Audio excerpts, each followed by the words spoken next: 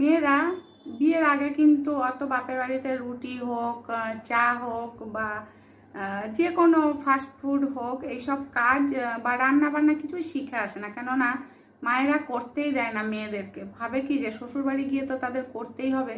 যার জন্য মেয়েরা সব থেকে বেশি কষ্ট হয় রুটি, লুচি, পরোটা এগুলো বানানো। তা শ্বশুরবাড়ি এসে যখন রুটিগুলো গোল হয় না, তার জন্য অনেক কথা শুনতে হয়। তা রুটি করতে যাবে গোল, হয়ে যাবে ত্রিকোণ, চতুর্কোণ, পঞ্চকোণ। তা এইভাবে তাদেরকে করতেও হয়, আবার হয়তো কথাও শুনতে হয়। রুটি শক্ত হয়ে গেলে তাও কথা শুনতে হয়। তাই আমি বলবো যে রুটি গোল হোক, লম্বা হোক, আর পাতালি হোক, আর চিত হোক, যাই হোক না কেন, সেই রুটিগুলো ছিঁড়ে ছিঁড়ে তো দাঁতে দিয়ে চিবিয়ে চিবিয়েই ভেতরে ঢুকবে, তাই না? গোল হলেও সেই চিবোতে হবে, লম্বা হলেও চিবোতে হবে, যেভাবেই করুক না কেন সেই চিবিয়েই গিলতে হবে। তা গোল নিয়ে অত সমস্যা কেন?